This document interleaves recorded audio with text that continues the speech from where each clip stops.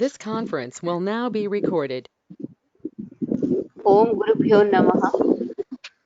The Art of Seeing, a public talk by J. Krishnamurti ji in Madras,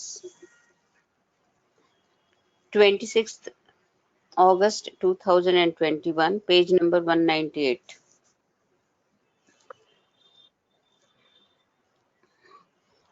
Last paragraph that we read yesterday.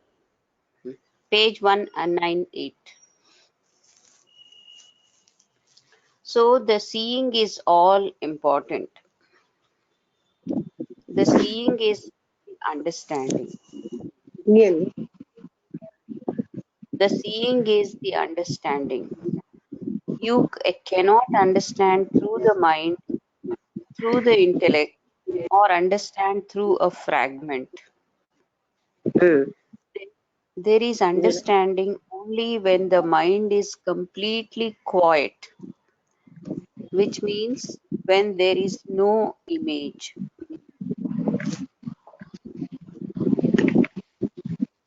Page 198, 98. 198. 198. Okay. అది చదివాను. నిన్నటి paragraph last అది చదివేశాను. అంటే అక్కడ image లేదు, ఊహాత్మక చిత్రాలు ఏమీ లేవు, అలాంటి స్థితి అన్నమాట. అలా చూడడం. Next paragraph. Seeing destroys all barriers. చూడడం అన్నది అన్ని అడ్డంకులని అంటే నశింపచేస్తుంది. All barriers. Look, sirs, as long as there is separation between you and the tree, between you and me, and between you and your neighbor, 198.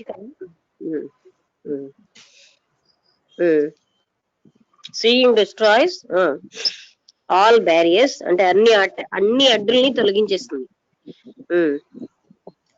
as long as there is separation between you and the tree, between you and me, and between you and your neighbor, that neighbor being 1,000 miles away or next door, there must be conflict. అంటే ఎంతకాలం అయితే మీరు చూసే చెట్టుకి separation అనేది మీరు feel అవుతున్నారో, మీకు మీ పక్క వాట్లకి, నాకు మీకు ఆ నైబర్ అన్న వాళ్ళు ఒక 1000 మైళ్ళ దూరంలోనైనా ఉండొచ్చు. అలాగ సెపరేషన్ ఫీల్ అవుతున్నామంటే అక్కడ సంఘర్షణ తప్పదు. Separation means conflict. That is very simple. అది సెపరేషన్ అంటే అక్కడ సంఘర్షణ తప్పదు. సెపరేషన్ అంటేనే, సెపరేషన్ మీన్స్ కాన్ఫ్లిక్ట్. సెపరేషన్ అంటేనే సంఘర్షణ. And we have lived in conflict. We are used to conflict and to separation. మనమేమో నిరంతరం సంఘర్షణలోనే we have lived in conflict అంటే ఏంటి? మనం సంఘర్షణలోనే జీవిస్తున్నాం. మనం ఆ సంఘర్షణకి we are used to conflict అంటే సంఘర్షణకు అలవాటు అయిపోయాం. తర్వాత we are used to conflict and separation అంటే ఆ భిన్నత్వానికి అలవాటు అయిపోయాం. You see India as a unit, geographical, political, economical, social, cultural, and the same goes for Europe and America and Russia. అదే మనమేమో భారతదేశాన్ని ఒక యూనిట్ గా చూస్తున్నాం. అంటే భౌగోళికంగా, రాజకీయంగా, ఆర్థికంగా, సాంఘికంగా, సాంస్కృతికంగా ఈ విధంగా మనం ఏంటంటే ఈవెన్ యూరోప్ లో కూడా, అమెరికాలో కూడా, రష్యాలో కూడా వాళ్ళు వాళ్ళ దేశాన్ని ఒక భిన్న దేశంగానే చూస్తారు. అన్ని ఈ పరంగా సెపరేట్ యూనిట్స్ గా చూస్తున్నారు. Separate units, each against the other, and all this separation is bound to breed war. ఇలా సెపరేట్ గా చూడడం వల్లే యుద్ధాలకు దారితీస్తున్నారు. అంటే మా కంట్రీ వేరు, వేరే కంట్రీ వేరు అని ఇలాంటి వేలో చూడడం వల్లే ఆ, యుద్ధాలు అనేవి, అంటే ఈ భిన్నత్వం వల్లే యుద్ధాలు వస్తున్నాయి. This doesn't mean that we must all agree or we disagree that I am doing battle with you. అంటే నేను మీతో యుద్ధం చేస్తానన్న దానికి అందరూ ఆమోదించారా ఆమోదించలేదా అన్నది కాదు ఇక్కడ చెప్పేది. There is no disagreement whatsoever or agreement when you see something as it is. అది యాజ్ ఇట్ ఈస్ గా మనం చూస్తే అక్కడ ఒప్పుకోకపోవడం ఏముంది? సూర్యుడు అక్కడ ఉన్నాడు అంటే నేను ఒప్పుకుంటానండి సూర్యుడు ఉన్నాడని ఎవరైనా అంటారా? ఆ ఉన్నది ఒక ఫ్యాక్ట్, అందుకని అక్కడ ఒప్పుకోకపోవడం లేదు. అది ఉన్నది యాజ్ ఇట్ ఈస్ చూడడంలో అక్కడ అగ్రిమెంట్ లేదు, డిసగ్రిమెంట్ లేదు. It is only when you have opinions about what you see that there is disagreement and that there is separation. అంటే మీరేమో డిసగ్రిమెంట్ అగ్రిమెంట్ అసలు లేవు, ఎందుకంటే ఉన్నది ఒకటే. బీయింగ్ విత్ అంటే అండ్ యూ కెనాట్ ఏంటది మళ్ళీ చదువు. It's only It is only when you have opinions about what you see. అది మీరు చూసిన దాని మీద మీకు అభిప్రాయాలు ఉంటే నేను అగ్రి అవుతున్నాను డిసగ్రీ అవుతున్నాను అన్నవి. ఒపీనియన్స్ లేకపోతే అవి లేవు కదా. When you and I see that it is the moon, then there is no disagreement. It is the moon. మీరు నేను కూడా ఆ చంద్రుని చూసాం, అప్పుడు డిసగ్రిమెంట్ ఏముంటుంది? ఉన్నది ఉన్నట్టు చూస్తున్నాం. But if you think it is something and I think it is something else, then there must be division and hence conflict. అది మీరు ఒకలాగా చూసి నేను వేరే చూసినప్పుడే భిన్నత్వం అన్నది వస్తుంది, భేదభావం. అప్పుడే సంఘర్షణ మొదలవుతుంది. So in seeing a tree, when you actually see it, there is no division between you and the tree. అది అంటే ఆ ట్రీ అంటే ఒక చెట్టును మీరు చూస్తున్నారు. So in seeing a tree, ఒక చెట్టుని చూడడంలో అంటే చూస్తున్నాం మనం. అక్కడ ఏంటి? దేర్ ఈజ్ నో డివిజన్, అంటే నేను వేరుగా మీరు వేరుగా అని చూడడం అని కాదు. నాకు మీకు ఏమి అప్పుడు తేడా లేదు. There is no observer seeing the tree, చూసేవాడు కూడా లేడు.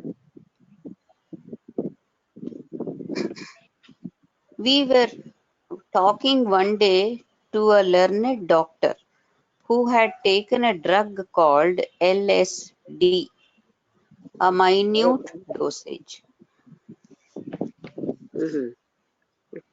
అంటే మేము ఈ మధ్యని వీఆర్ టాకింగ్ వన్ డే, అంటే there is no division between you and the tree, there is no observer seeing the tree అనిపోయింది. We're thinking one day to a very learned doctor, ఒక లెర్నెడ్ డాక్టర్ కోసం talking మాట్లాడుతున్నాం. Who had taken a drug, ఆయన LSD అనే ఒక మందు తీసుకున్నాడు. ఏ minute dosage, చాలా తక్కువ డోసేజే తీసుకున్నారు. And there were two doctors beside him with a tape recorder registering what he was saying. అక్కడ ఇద్దరు డాక్టర్లు ఉన్నారు అన్నమాట, ఒక టేప్ రికార్డర్ తో. ఆయన ఏం చెప్తాడు అని రిజిస్టర్ చేద్దాం అంటే రికార్డ్ చేద్దాం. After a few seconds, he saw the flowers on the table in front of him, and between those flowers and himself, there was no space. కొంతసేపటికేలా ఆయనేమో టేబుల్ మీద ఫ్లవర్స్ చూసాడు తన ముందునే. తన ఆ ఫ్లవర్స్ కి ఆయనకి మధ్యలో ఏమీ స్పేస్ లేదు. It doesn't mean he identified himself with those flowers, but దీని there అర్థం was ఏంటంటే ఆయన ఫ్లవర్స్ తో ఐడెంటిఫై అయిపోయాడని కాదు. But there but was no space, which means that there was no observer. అంటే ఫ్లవర్స్ కి తనకి మధ్యలో స్పేస్ లేదు. ఫ్లవర్స్ కి తనకి మధ్యలో స్పేస్ లేదు అంటే అర్థం ఏంటి? అక్కడ అబ్జర్వర్ లేడు. We are not advocating that you should take LSD because it has its own deleterious effects. ఉమ్. అంటే నేను మీకు అలా చెప్పట్లేదు. మీకు అలాంటి డెలిటీరియస్ అంటే ఇలాంటి ఎఫెక్ట్లు రావాలంటే అంటే డెలిమాల్ ఆ ఎల్ఎస్డి తీసుకోమని మీకేమీ మేము చెప్పట్లేదు. అంటే ఎల్ఎస్డి అనే ఒక మందు. And also when you take such things, you become a slave to them. అలాంటివి తీసుకుంటే మీరు దానికి బానిస అయిపోతారు.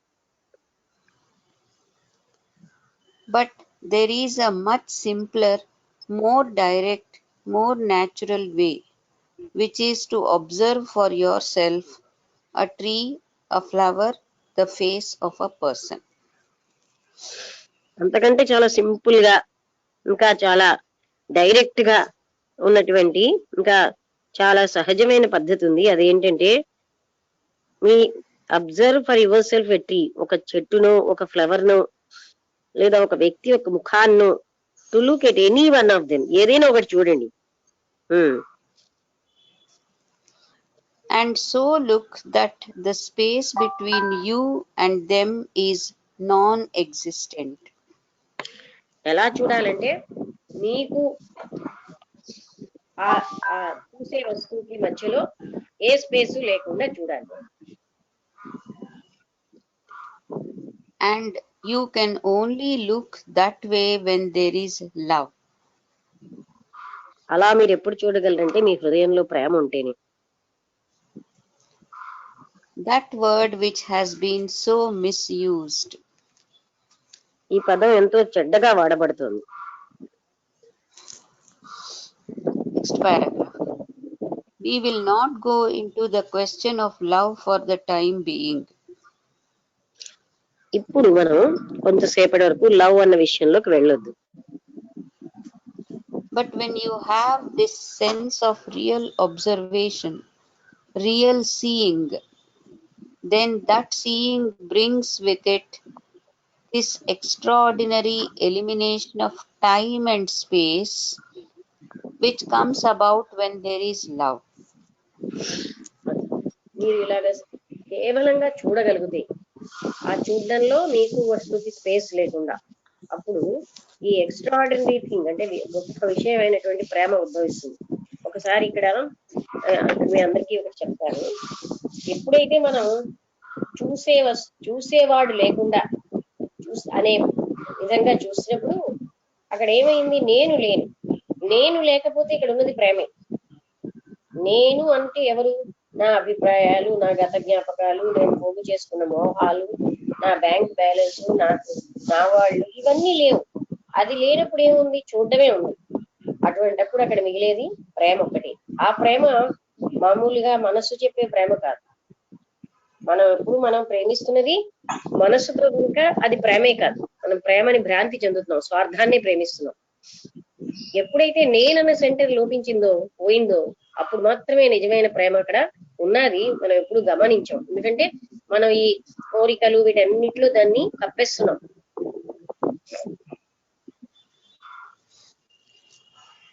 And you cannot have love without recognizing beauty. అది ప్రేమ ఎప్పుడైతే ఉందో అక్కడ సౌందర్యం కూడా ఉంటుంది. ప్రేమ కేవలంగా సౌందర్యం లేకుండా ఉండదు. You may talk about beauty, right, design, but if you have no love, nothing is beautiful. అది మీరేమో సౌందర్యం కోసం ఎంతో మాట్లాడచ్చు, డిజైన్లు ఇవి అవి, కానీ ప్రేమ లేనప్పుడు అక్కడ సౌందర్యమే ఉండదు. Being without love means that you are not totally sensitive. ప్రేమ లేకుండా ఉన్నారంటే అర్థం ఏంటి? మీరు సున్నితంగా లేరన్నమాట. And because you are not totally sensitive, you are degenerating. మీరు ఎప్పుడైతే సెన్సిటివ్ గా టోటల్ గా సెన్సిటివ్ గా లేరో మీరు కృషించిపోతున్నారు, నశించిపోతున్నారు అని అర్థం.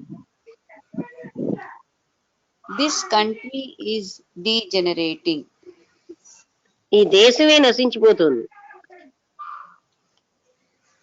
Don't say, aren't other countries degenerating too? Of course they are. ఇతర కంట్రీస్ అలా నశించట్లేదా అని మీరు అనకండి, అవి కూడా నశిస్తున్నాయి. Of course they are, but you are degenerating. Though technically you may be an extraordinarily good engineer, a marvelous lawyer, technician, know how to run computers. But you are Degenerating because you చదువు. are not sensitive to the whole process of living. అది అంటే మీరేమో ఇతర countries degenerate అవ్వట్లేదా అని అడగొచ్చు, అవి అవుతున్నాయి, కానీ దాంతో మనకి సంబంధం ఏంటి? ఇప్పుడు మనము డీజనరేట్ అవుతున్నాం. దో అంటే you may be an extraordinary good engineer, మీరు చాలా మంచి ఇంజనీర్ అవ్వచ్చు, లేకపోతే అద్భుతమైన లాయర్ అవ్వచ్చు, లేకపోతే మీరు ఓ టెక్నీషియన్ అవ్వచ్చు, లేకపోతే కంప్యూటర్ ఎలా రన్ చేయాలో మీకు తెలియచ్చు. కానీ మీరందరూ కూడా మీరు కృషించిపోతున్నారు. Because you are not sensitive to the whole process of living. జీవన విధానం అన్న దానికి మీరు సున్నితంగా దాని పట్ల లేరు. అంటే ఏంటి? ఇలా ఉండడం వల్ల నేను నా సెంటర్ అన్న దాని వల్లే మనం ఎంతో పాషండలం అయిపోయాం.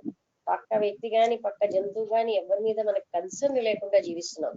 అది చదువులో ఎంత అవ్వచ్చు, మరో పని చేయొచ్చు, లేదా ఏదో నేను ఇంతకాలం ఇంత ధ్యానం ఇంత పూజలు చేయొచ్చు, కానీ మనం మాత్రం సెన్సిటివిటీ కోల్పోతున్నాం. ఎప్పుడైతే అది లేదో ప్రేమ లేదు. ప్రేమ ఉన్నప్పుడు అక్కడే సౌందర్యం ఉంటుంది. మనం మామూలుగా నాకు ప్రేమ ఉంది అనుకోవడం కేవలంగా అది స్వార్థపూరితమైన ప్రేమ. తన్ను తాను ప్రేమించుకుంటున్నాడు, అది మనసు తెచ్చింది.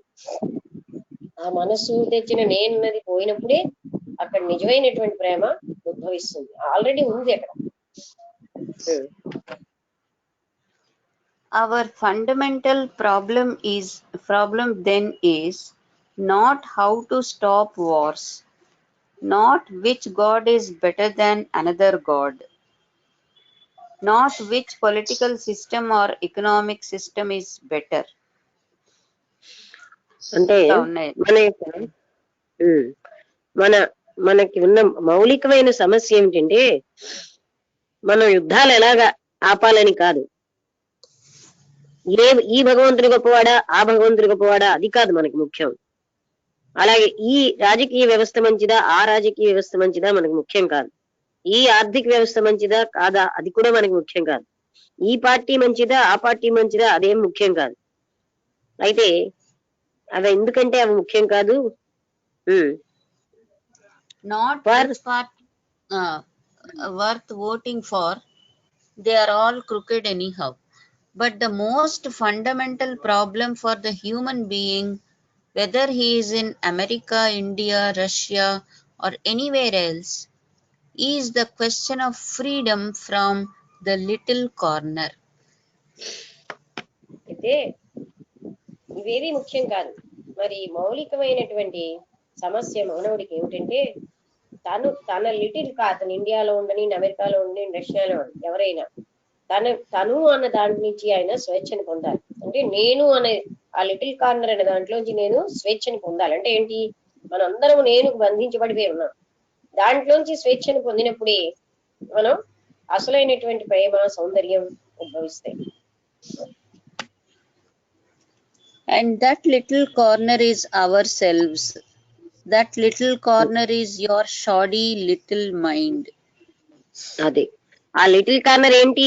మీ యొక్క షాడీ లిటిల్ మైండ్. అంటే మీ ఈ పరిమితమైన సంకుచితమైన ఈ మనస్సు, అది ఎప్పుడైతే పోయిందో అప్పుడు మాత్రమే మీరు నిజమైనటువంటి ప్రేమని, సౌందర్యాన్ని, సుఖాన్ని, ఆనందాన్ని అనుభవించగలరు.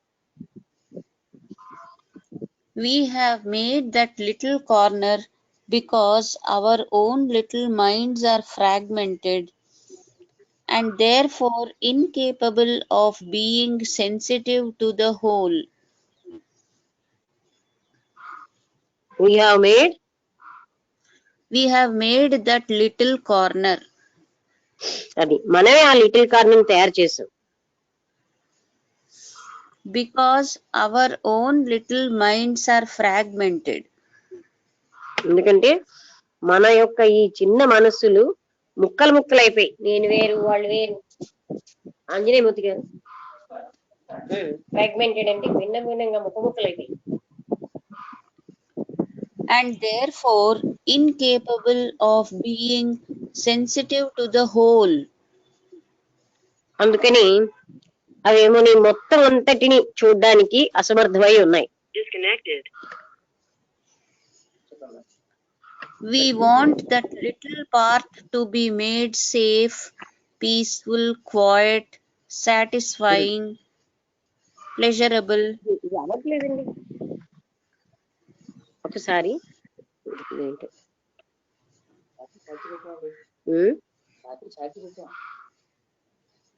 చాలదు కాబోలు.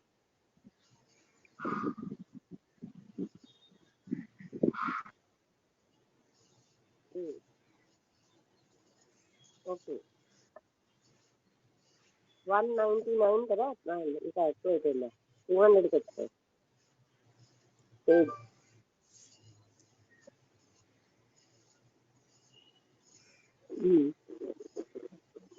We have made the little corner.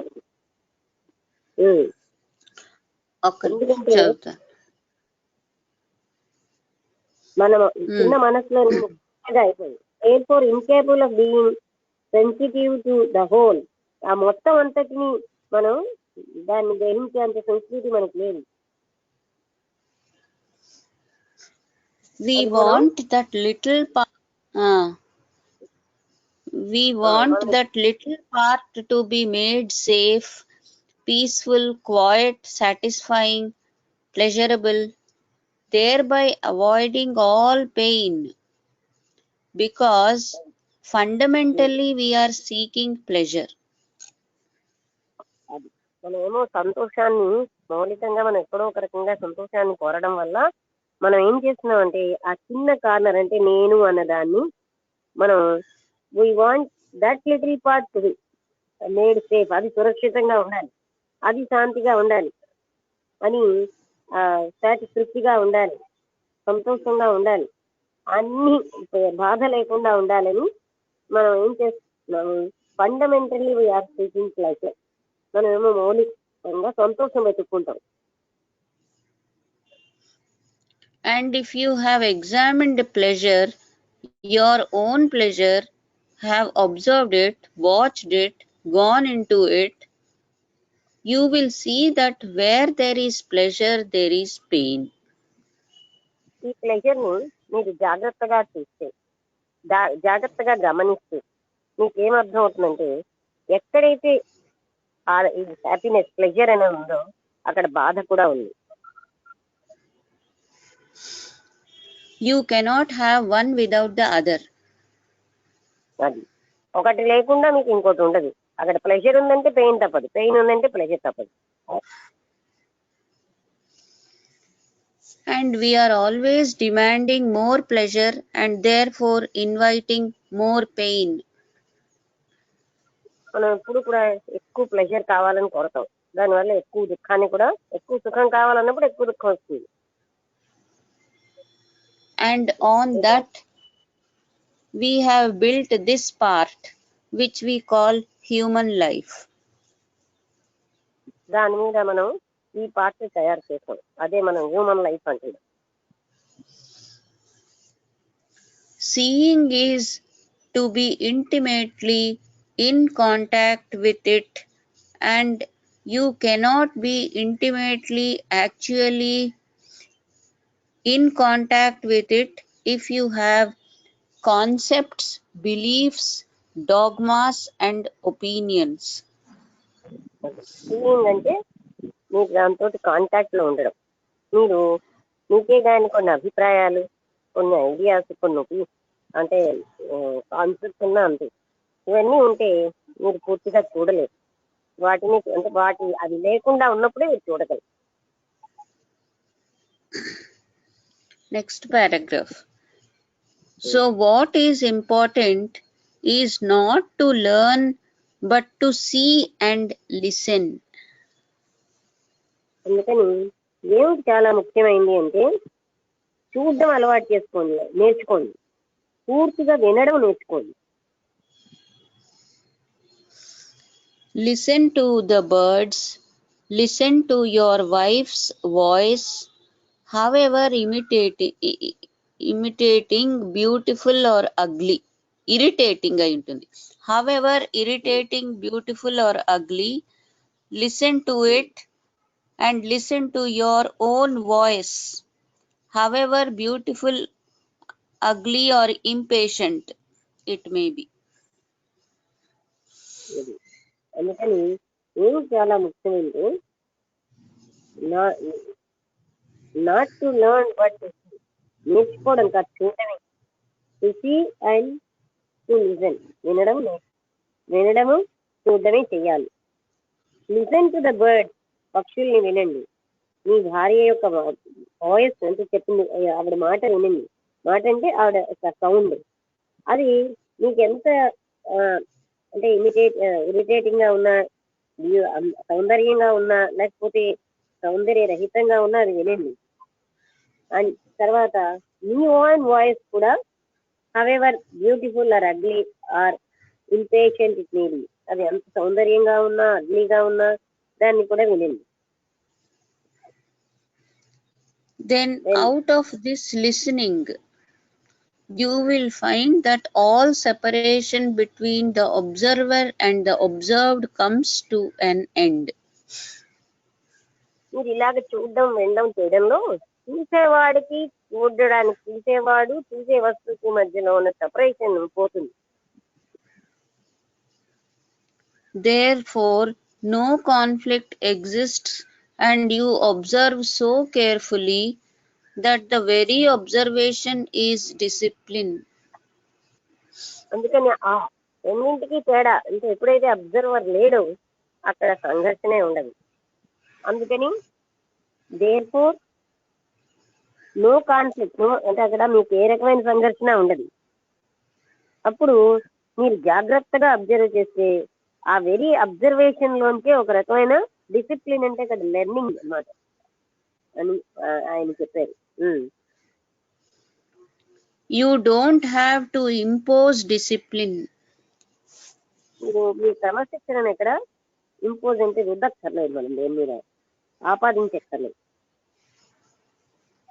Because in that seeing there is all discipline, all virtue, which is attention. ఎందుకంటే అలా చూడడం వల్లే అక్కడ మొత్తం అంటే వర్చ్యూ ఉంటుంది. There is all in that seeing, అంటే ఆ విధంగా అంటే that is the beauty of seeing and that is the beauty, అంటే అలా చూడడంలోనే అక్కడ సౌందర్యము అన్నీ ఉంటాయి. మళ్ళీ చదువు. Because in that seeing If you can see, you 1 minute ఎక్కడ చూస్తున్నాను.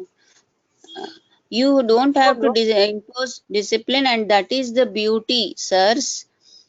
That is the beauty of seeing. అప్పుడు అదే ఆ చూడడంలో ఉన్నటువంటి సౌందర్యం. If you really if you only realise it, అది కానీ మీరు గ్రహిస్తే ఆ చూడడం అనే సౌందర్యం అంటే బ్యూటీ ఆఫ్ సీయింగ్, చూడడంలో ఉన్న సౌందర్యం అది చాలు. If you can see you have nothing else to do. మీరు కానీ అలా చూడగలిగితే మీరు ఇంకా చేయవలసింది ఏమీ లేదు. ఎందుకంటే ఆ చూడడంలో అక్కడ ఆల్ డిసిప్లిన్, ఆల్ వర్చ్యూ, సమస్త క్రమశిక్షణ, మంచి గుణం, అటెన్షన్, అదంతా అక్కడ ఉంది. ఈ అటెన్షన్ లో అక్కడ అంటే ఆర్డర్ ఉంటుంది, డిసిప్లిన్ ఉంటుంది, బ్యూటీ ఉంటుంది, లవ్ ఉంటుంది. And in that seeing there is all beauty, and with beauty there is love. అది అలా చూడడంలో అక్కడ సౌందర్యము, ప్రేమ అన్నీ ఉంటాయి. Then when there is love, you have nothing more to do. మీకు ప్రేమ ఎప్పుడైతుందో మీరు ఇంకా చేయాల్సింది లేదు. Then where you are, you have heaven. Then all seeking comes to an end. అది ప్రేమ ఎప్పుడైతే హృదయంలో జాగృతమైందో అదే స్వర్గం. అప్పుడు ఇంకా ఇక్కడ అక్కడ వెతకడం ఏదో ఏదో పొందాలని తప్పన ఇవన్నీ నీకు అంతమైపోతాయి. అందులోనే సంపూర్ణత్వం ఉంది. ఇక్కడతో ఇది అయింది ఈ చాప్టర్. అంటే ఈ సీయింగ్ అన్నది ఎంత గొప్పదో మనం ఇందులో అర్థం చేసుకున్నాం. అంటే చూడడం ఏంటి అంటే వితౌట్ అబ్జర్వర్, చూసేవాడు లేకుండా ఉన్న చూస్తాయి. ఆ టోటల్ చూడడం వల్లనే మనకేమో అసలు కంప్లీట్ గా మనలో నేను అన్న సెంటర్ ఎప్పుడైతే లేదు అలా చూసినప్పుడు ఇంకా చాలు, ప్రేమ అన్నది ఉద్భవిస్తుంది, సౌందర్యం ఉంటుంది. ప్రేమ ఎప్పుడైతే ఉందో ఇంకా ఆ వ్యక్తికి ఇంకేమీ వెతకాల్సింది లేదు, అందులోనే సంపూర్ణత్వం ఉంది. అంటే ఇక్కడ జరుగుతున్నది ఏంటంటే ఆ నేను అన్న సెంటర్ అన్ని చోట్ల అదే మనకి ఇక్కడ గ్రహించాలి. అది ఎప్పుడైతే అదే రిజిస్టర్ చేశారు నాకు అసలు దాన్ని లేకుండా. అందుకే మనం అంతకు ముందు ఉన్న దాంతో పోల్చకుండా అవేమీ లేకుండా చూడడం, కాన్సెప్ట్ లేకుండా వినడం, చూడడం, ఇంతకు ముందున్న అభిప్రాయాలు ఐడియాలు ఇవన్నీ లేకుండా చూడగలిగితే, చూసేవాడు లేని స్థితిలో చూడగలిగితే అప్పుడు అక్కడ చూడడమే ఉంటుంది. అక్కడ నిజమైన ప్రేమ సౌందర్యం అన్నీ ఉంటాయి. అది వచ్చిన తర్వాత ఇంకా వాళ్ళు పొందాల్సింది ఏమి ఉండదు. వాళ్ళు జీవించే విధానం కూడా చాలా అద్భుతంగా ఉంటుంది. ఆ ప్రేమ ఉన్న దగ్గర సౌందర్యం ఉంటుంది.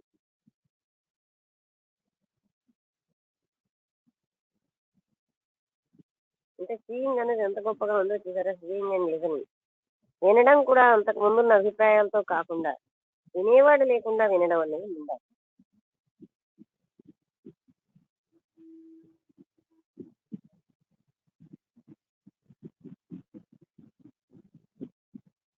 అంటే ఈ టాపిక్ చాలా అవసరమే. ఎందుకంటే సాధారణంగా మనందరం ఎప్పుడో ఏదో ఉందనుకుంటున్నాం కానీ మనలోనే అన్ని ఉన్నాయి. అంటే మనం ఎప్పుడు ఈ కాన్సెప్ట్ కి ఇలాంటి వాటితో నేను వేరు అన్న భావానికి అలవాటు అయిపోవడం వల్ల మనలో నిజమైన ప్రేమ జాగరూకం అవ్వట్లేదు. మనం ఒకళ్ళనొకళ్ళు పొడుచుకుని చంపుకునే యుద్ధాలు రావడానికి కారణం కూడా ఆ నేను వేరు అనే భావం మన మనసులో ఉండబట్టే. దాన్ని ఎప్పుడైతే మనం అధిగమించి చూస్తున్నామో, చూసేవాడు లేని, సీయర్ లేడు, అబ్జర్వర్ లేడు, ఆ స్థితిలో చూసినప్పుడు ఉన్నది అసలైనటువంటి ప్రేమ. ఎప్పుడైతే ప్రేమ ఉందో ఇంకా వాళ్ళకి ఇంకేం వెతుకులాటలు ఉండవు, ఇది పొందాలి అది పొందాలి. ఎందుకంటే ప్రేమలో సంపూర్ణత్వం ఉంటుంది. ఆ ప్రేమ ఎక్కడైతే ఉందో సౌందర్యం అక్కడ ఉంటుంది, క్రమత అక్కడ ఉంటుంది. ఇది ఎప్పుడు సంభవం? నేను అన్నది పూర్తిగా నిజాలు కలిగించేసినప్పుడు. ఆ నేను సెంటర్ ఉన్నంత కాలం వ్యక్తి నిరంతరంగా బాధల్లోనే ఉంటాడు. సుఖాల కోసం వెతుకుంటాడు, దుఃఖాలే వస్తాయి. ఎప్పుడైతే నేను సెంటర్ తీసేస్తున్నామో అప్పుడే నిజమైనటువంటి సత్యం అన్న దాన్ని మనం అనుభవించగలుగుతాం.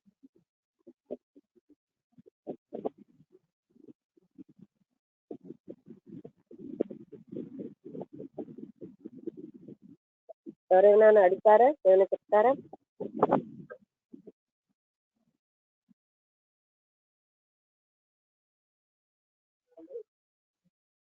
వింటంలో పడుకున్నా నిద్రలో.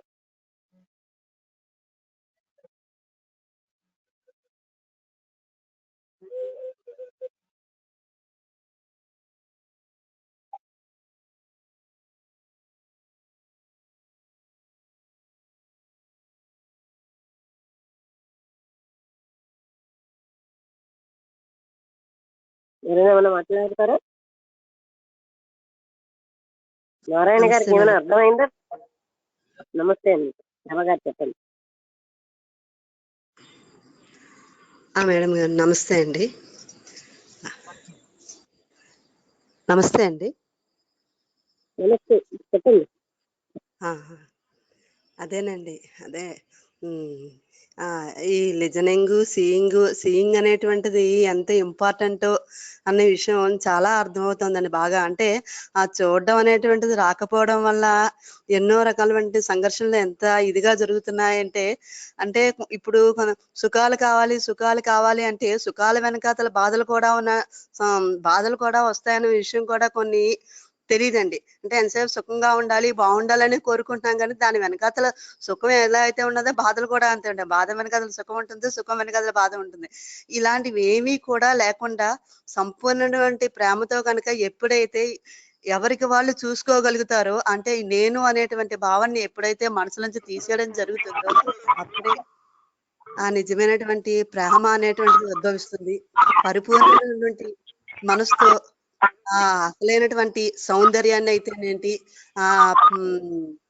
ఎలాంటి గుణ భేదభావాలు కూడా లేకుండా సద్గుణాలన్నీ కూడా వచ్చి అసలైనటువంటి తత్వాన్ని అర్థం చేసుకుని ఆ ప్రేమ అనేటువంటి దాన్ని పొందుతుంటే ఎప్పుడైతే ఈ ప్రేమ ఉద్భవించిందో ప్రతిదీ సౌందర్యాన్ని కనిపిస్తుందండి. ఉన్నదంతా ప్రేమ అయినప్పుడు ఇంకా అక్కడ ఏమీ ఉండదండి. అంటే ఈ ప్రేమ అనేటువంటిది అంటే ముందు మాలో ఉన్నటువంటి ఈ నేను అనేటి దాన్ని తీసేస్తానే గాని అసలు అసలు ఏది ప్రేమ అనేటువంటిది రాదండి. ఇప్పుడున్న ప్రేమ అనేటువంటిది చెప్తున్నారంటే స్వార్థపూరితమైన ప్రేమే తప్ప అది రియల్ అయినటువంటి ప్రేమని తెలుసుకోవాలండి. ఈ నేను అనే దాన్ని తీసేసి ఎక్కడికక్కడ అంతా కూడా కట్ చేసుకుంటూ వెళ్ళి నేను, నా వాళ్ళు, నా కుటుంబం అనేటువంటి ఈ ఆలోచనలు ఎప్పుడైతే మనసులోంచి పూర్తిగా తీసేసి ఉన్నదంతా ఒకటే, బాడీ అంతా ఒకటే. నిన్న మీరు చెప్పారు, నేను శరీరాన్ని, నేను నేను వేరు, నా శరీరం వేరు అనేటువంటి కాన్సెప్ట్ లో ఉండడం వల్ల చాలా రకాలైనటువంటి సంఘర్షణలలో కూడా జరిగి ఎన్నో రకాలైనటువంటి యుద్ధాలు అయితేనేంటి ఇవన్నీ కూడా వైపరీత్యాలు జరగడం అనేటువంటి జరుగుతుందండి. కాబట్టి ఎప్పుడైతే దీన్ని పూర్తిగా ఆ కారణాన్ని ఎప్పుడైతే తీసేస్తామో ఉన్నదంతా ప్రేమ అనేటువంటిది అన్న విషయం అర్థమవుతుందండి. దానికోసం పొందడం కోసం నిరంతరం కృషి చేయాలని చెప్పేసి కోరుకుంటున్నామండి. అంటే ఈ నేను అనేదాన్ని తీసేయడానికి చాలా కష్టం, కానీ దాన్ని తీయడం రావాలి. ఇప్పుడు మీరు చెప్పినటువంటి విషయాలన్నీ కూడా ఎప్పటికప్పుడు అవేర్నెస్ తో తెలుసుకుని దాన్ని వదిలించుకుంటేనే తప్ప ముందుకెళ్ళామండి. ఇందులోనే ఉంటాము, ఈ మెకానికల్ లైఫ్ లోనే ఉంటామంటే ఇలాగే అయిపోతుందండి. అలా కాకుండా ముందుకు వెళ్ళాలని చెప్పేసి ఇదంతా కూడా ఇప్పుడు ఉన్నటువంటి ఈ నిత్య నూతన జీవితంలో ఎన్నో రకాలైనటువంటి కష్టాలైతేనేంటి, సుఖాలైతేనేంటి అవన్నీ వస్తుంటే అయ్యో ఇన్ని సుఖాలు ఇస్తున్నాయి, ఇన్ని కష్టాలు అని చెప్పేసి వింటుపోతున్నాం. ఏది కూడా శాశ్వతం కాదు. ఉన్నదంతా ఒక ప్రేమ ఒకటే. దాన్ని పొందడానికే నిరంతరం కూడా ప్రతి ఒక్కరూ కూడా కృషి చేయాలి అనేటువంటి విషయం అర్థమవుతుందండి. హలో, చాలా బాగా చెప్పారు. అదే కరెక్ట్ గా చెప్పారు. అదేనండి, నాకు ఇవాళ అర్థమైంది అదనమాట. చూద్దామండి, టోటలీగా ఎంత సెన్సిటివ్నెస్ ని అంతా కూడా పోగొట్టేసుకున్నా అంటే ప్రేమ ఉంటేనే సున్నితత్వం కూడా ఉంటుంది అనేటువంటిది విషయం అర్థమవుతుందండి. ఈ అబ్జర్వ్ ఇంకా టీచింగ్ ఉండదు అక్కడ, నేచనే లేదు, సంపూర్ణంగా. అవునండి, బాగుంది. నమస్తే, ధన్యవాదాలు. ఇంకెవరైనా మాట్లాడతారా?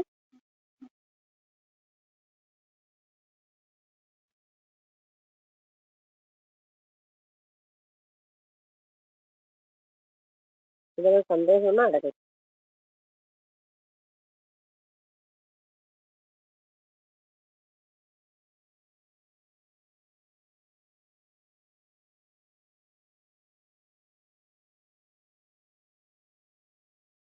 హలో,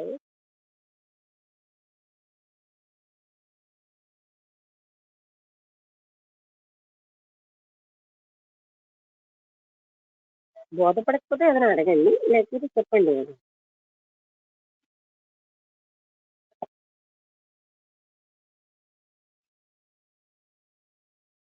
ఓకే ఓకే, మరి ఎవరు మాట్లాడకపోతే ముగించండి. నమస్తే మేడం. నమస్తే మేడం, నేను అనురాధ మేడం. నమస్తే, చెప్పండి. ఈ నేను అన్నది ప్రభ గారు చెప్పింది బాగుంది మేడం, నాకు బాగా నచ్చింది. ఆవిడ చాలా బాగా అర్థం చేసుకుంటున్నారు క్లాస్ ని. అంటే ఏంటంటే మనం వినడం నేర్చుకోవాలి అంటే అవతలి వ్యక్తి మీద ప్రేమ ఉన్నప్పుడే మనం వినగలుగుతాం మేడం అని నా అభిప్రాయం మేడం. అంటే ఆ ప్రేమ వేరు. అంటే ఇప్పుడు మీ హృదయంలో మీరు వినడం అనే దాంట్లో నేను స్థితిలో వినగలగాలి. ముందు నా అభిప్రాయాలను పెట్టుకోకుండా వినాలి. వీళ్ళు బాగా చెప్పారు, వాళ్ళు బాగా చెప్పలేదు, ఇది కాదు. అసలు ఏమీ లేకుండా వీళ్ళకి అల్లకట్ట వీళ్ళకి చెప్తున్నారా, ఇది వినడం కాదు. ఏమీ లేకుండా వినగలుగుతాం.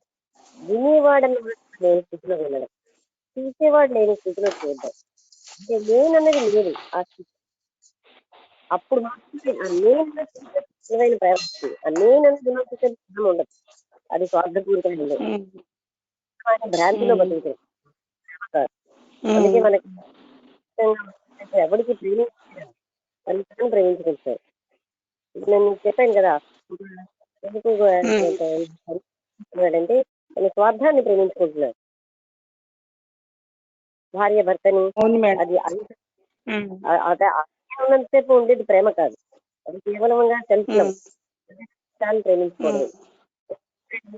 భార్యని భర్త లేదా భర్తని భార్య ఆమె వల్ల తనకి సౌఖ్యాలు వస్తున్నాయి, తనకి ప్రెస్టీజ్ వస్తుంది, తనకు కావలసినట్టుగా ఉంటేనే భర్తని భర్త భార్యను ప్రేమిస్తారు. తన అభిరుచులకు భిన్నంగా ఉంటూ ఉంటే ప్రేమించదు. తన అన్నదానికి వేరేగా ఉంటే, తన సౌఖ్యాలు రాకపోతే ఏ భర్త భార్యను ప్రేమించంటే తన సౌఖ్యాలని, తన ఇష్టాలని, తన అభిరుచుల్ని ప్రేమించుకుంటున్నాడు. అలాగే తనకున్న ఆధారపడ్డాన్ని ఇవన్నీ ప్రేమించుకోవడం గొప్ప కాదు. అదేంటండి? అది సెల్ఫ్ లో స్వార్థపూరితమైన ప్రేమ. అది ప్రేమ అని మనం ముసివేస్తాం. అది ప్రేమ కాదు, పాఠం అది స్వార్థం.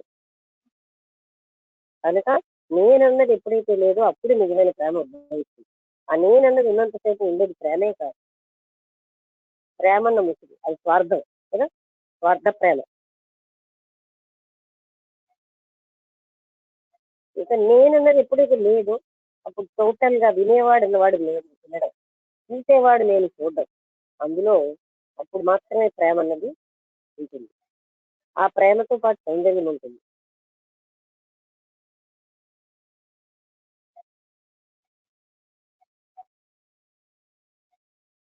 అర్థమైనా రాదు కాదు.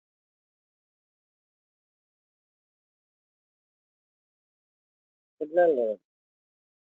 అర్థమవుతుందా అందరికి? వినబడుతూ ఉందండి? నారాయణ గారు ఏమైనా చెప్తారా?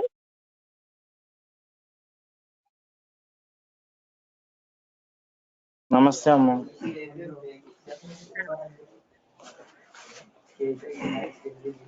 అదేనమ్మా, ఈరోజు అంటే చూడడం, వినటం, ఆ తర్వాత ఈ నేను గురించి మరోసారి కాస్త విపులంగా చెప్పారమ్మా.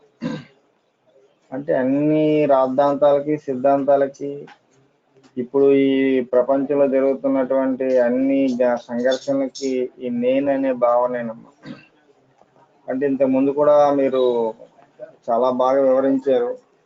అంటే ఈ మిథ్య నేనే అసలైనటువంటి నేనని చెప్పి ఆ భ్రమలోనే మనం ఏం చేస్తున్నాం అంటే జీవితం అంతా వెళ్ళబూర్చి చేస్తున్నాం. అసలు అందుకే రమణ మహర్షి గారి ఈ నేను అనేటువంటిది ఓంకారం కంటే శక్తివంతమైనటువంటిది. అంటే మనం ఎప్పుడు కూడా జీరో అవ్వడానికి మనం ప్రయత్నించామమ్మా. మీరు చెప్పినట్టు ఏదో సంథింగ్ అవ్వాలి, నేనేదో సంథింగ్ అవ్వాలి, అవ్వాలి, అది అవ్వాలి, ఇది అవ్వాలి. అంటే మీరు అన్నట్టు వినటం కూడా ఎలా వినాలంటే మనలో ఉన్నటువంటి పాత జ్ఞాపకాలని, మన పాత జ్ఞానాన్ని అన్నీ మనం కాన్ఫ్లిక్ట్స్ని మీరు చెప్పేటువంటి క్లాస్ కూడా మా జ్ఞానం, మాకున్నటువంటి జ్ఞానాన్ని, మాకున్నటువంటి అన్నిటిని కూడా పక్కన పెట్టి మీరు చెప్పింది వింటేనే మాకు ఆ క్లాస్ అర్థం అవుతుంది తప్ప, అంతే తప్ప మేము ఏదో మా గత జ్ఞానంతో దాన్ని వెంటనే కంపేర్ చేసుకునేది మాకు అర్థం కాదు. అంటే అలా ఈ తత్వాన్ని అంటే వినటం అప్పుడు, ఎందుకంటే మనం అది ఎప్పుడైతే బాగా విన్నప్పుడే అది నిధిధ్యాసనం జరుగుతుందో, మనం వినడమే సరిగ్గా లేకపోతే ఇంకెక్కడ ఉండదు. అలాగే తర్వాత కంప్లీట్ అవేర్నెస్ తో చూడమంటాడు అన్న మన కృష్ణమూర్తి గారు. అది అవేర్నెస్ ఎప్పుడైతే మనం చూడగలిగామో అప్పుడే వాట్ అనేది మనకి ఏంటంటే లోపలికి అంతరంగ ప్రయాణం అంటాము. అంటే లోపలిగా అంటే ఇలా ఏం చేస్తున్నారు కృష్ణమూర్తి గారు, మన అంతరంగంలో ప్రయాణించేటట్టు మనల్ని ప్రేరేపిస్తున్నారు ఒక రకంగా చెప్పాలంటే. అంటే మన లోపల ఏం జరుగుతుంది, మనం ఏం జరుగుతుంది అన్ని నేనే. ఈ నేననేటువంటి దాన్ని ఎలా చూసుకోవాలో కృష్ణమూర్తిగా తత్వం ద్వారా మనకు బాగా చెప్తున్నారమ్మా. ఏంటవుతుందంటే మనం చూడండి, ఆ ప్రపంచంలో ఎన్నో జరుగుతున్నాయి, మనకేమీ లేదు. అంటే మనకి ఏవైనా మన చుట్టాలు కూడా, మన బంధువులకు, మన ఇంట్లో ఏదైనా అయితే మనం ఏంటైపోతున్నాం అంటే మనం ఏదో బాగా ఎగ్జైట్ అయిపోతున్నాం. అంటే ఏంటి, ఆ విషయాన్ని బాగా చెప్పారమ్మా. అంటే అదేంటంటే నేను వేరు, ఈ ప్రపంచం వేరు అనేటువంటి భావన ఉండటం వలన మనం ఏటైపోతున్నాం అంటే అది అంటే ఏం చేస్తున్నా తన ఇష్టాలని, తన వాటిని అందరినీ ప్రేమించుకుని, ఇదే మీరు విన్నట్టు భార్య భర్తల మధ్య కానీ ఇదంతా కూడా ఏదో తాత్కాలికమైనటువంటి ప్రేమే తప్ప అసలైనటువంటి ప్రేమ అనేది ఏమీ కోరినటువంటి కండి. ఆ ప్రేమ ఎప్పుడు ఉద్భవిస్తుందో బాగా చెప్పారమ్మ మీరు. ఏంటి అంటే మీలో ఉన్న కంటెంట్ ఆఫ్ కాన్షియస్నెస్ నేను పరిపూర్ణంగా తీసుకోగలిగితే ఆ మిగిలినటువంటిది ప్రేమ. అది ఎలా చేసుకోవాలో మనకి 1-2 సార్లు కృష్ణమూర్తి గారు మనకి బాగా చెప్తున్నారమ్మ. ఆ ఎందుకంటే ఈ ఈ ఈ నేను ఈ మిథ్యా నేనే మనం అసలైనటువంటి ఇదిగా మనం ఇదైపోతున్నాం. మనం ఏమి కూడా ఉండడానికి ప్రయత్నించట్లేదు. ఆ మధ్యకాలంలో నారాయణ గారు రోజు 1 గంట అయినా సరే నాకేమీ తెలియదు అని చెప్పి ఉండండి. అసలు ఏమీ తెలియదని 1 గంట మనం ప్రతిరోజు మనం ఉండగలిగితేనేమో అదే అసలైనటువంటి సాధన. మనం ఏం చేసాం, నాకేదో తెలుసు, అది తెలుసు, ఇది తెలుసు, ఇన్ని గ్రంథాలు చదివి అవి చదివి ఇవి చదివి అనుకుంటాం. అవన్నీ మనం వెలిగినప్పుడే మనకి నిజమైనటువంటి ప్రేమ అనేది ఉద్భవిస్తుంది అని చెప్పి మనకు బాగా అర్థమైందమ్మా. అలాగే తెనాలి రామలింగ స్టోరీలో మనకు ఒకటి ఉంటుందమ్మా. ఒకసారి ఏమంటారంటే ఒక క్వశ్చన్ వస్తుందన్నమాట, ఎవరు మోక్షానికి అర్హుడు అంటే ఎవరెవరు రకరకాల డెఫినేషన్ చెప్తుంటారు.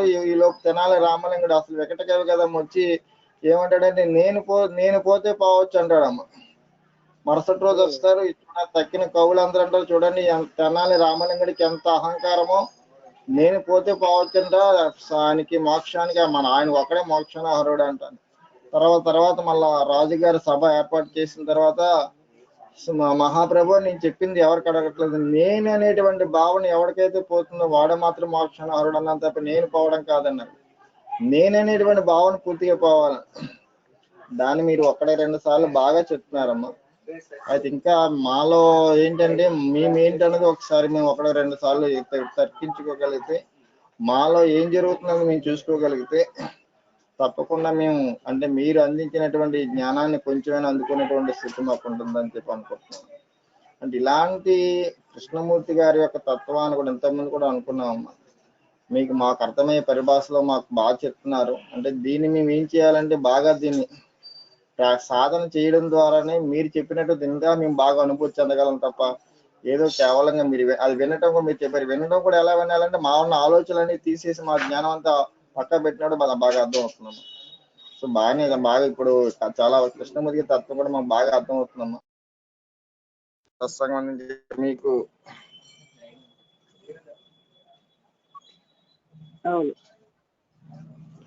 శతకోట నమస్కారాలమ్మా. గురువం దత్సత్.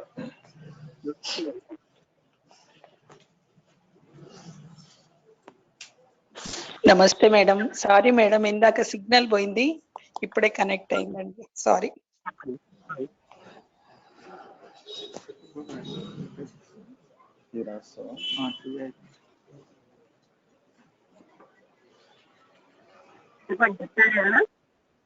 అంటే నేను అనేది పోయినప్పుడే రియల్ లవ్ ఉంటుందండి. నేనుగా చూసి అబ్జర్వర్, చూసేవాడు, గమనించేవాడు ఉన్నంతసేపు అక్కడ రియల్ ఫీలింగ్ లేదు. ఆ నేను లేని స్థితిలోనే సమస్తం అక్కడ నిజమైన ప్రేమ ఉద్భవిస్తుంది. అప్పుడే అందులోనే సౌందర్యం ఉంటుంది, క్రమత ఉంటుంది. అర్థమైంది కదా? వినబడుతున్నాదా? వినపడింది మేడం, అర్థమైంది. ఇందాక మీరు చెప్తుంటే సిగ్నల్ పోయింది మేడం, అందుకే మళ్ళీ చెప్పాను. Thank you madam. వినామన్నారు కదా, వినడం వల్ల రియల్ ఫీలింగ్ వల్ల రియల్ లిజనింగ్ వల్ల ప్రేమ ఉద్భవిస్తుంది. నేను లేకుండా వింటే, వినేవాడు లేకుండా ఉండాలి, వింటేవాడు అనేది పోవాలి. అప్పుడు రియల్ ఫీలింగ్ ఉంటుంది, అప్పుడు పార్షియల్ ఫీలింగ్ ఉండదు.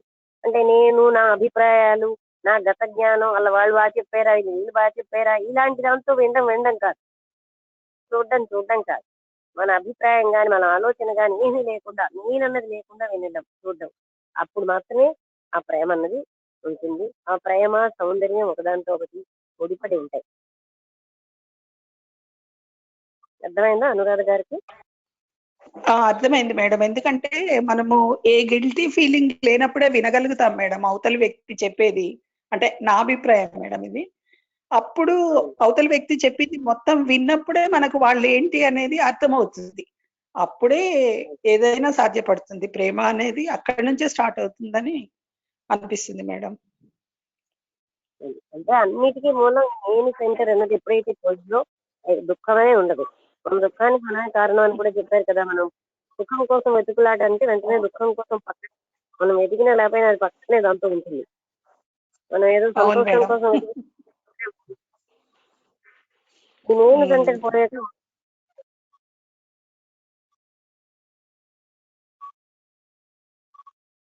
దాని ఆవశ్యకత మనం గ్రహించాలి. ఓకే, ఇంకెవరికైనా ఏమైనా డౌట్స్ ఉన్నాయా?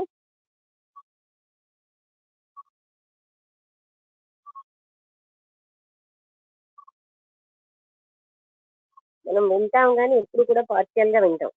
మన అభిప్రాయాలు మనం నేను అని నా గత జ్ఞానం ఇవన్నీ పెట్టుకుని వీళ్ళు బాగా చెప్పారా వాళ్ళు ఏదో జడ్జిమెంట్ గా వింటాం. మనం ఎలా ఉంటామంటే నేను సెంటర్ వదిలేసి ఉన్నప్పుడు మాత్రమే too listening too hears too ఉంటాయి. అప్పుడు మాత్రమే నిజమైన ప్రేమని అనుభవించగలం. ఇది వాళ్ళ టాపిక్ అన్నమాట. అందరికీ నమస్కారం. ఇంకెవరైనా మాట్లాడతారా?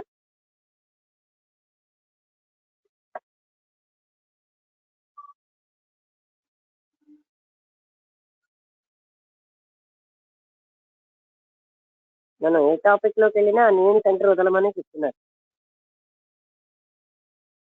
ఆలోచన వదిలితే ఆ నేను అనేది పోతుంది. ఆ నేను అన్నది ఆలోచనతోటే మొదలవుతుంది. అందరికీ నమస్కారం. ఇంకా ముగించేద్దాం. ఎవరైనా మాట్లాడితే మాట్లాడండి, లేకపోతే ముగించేద్దాం. డౌట్ ఉంటే అడగండి.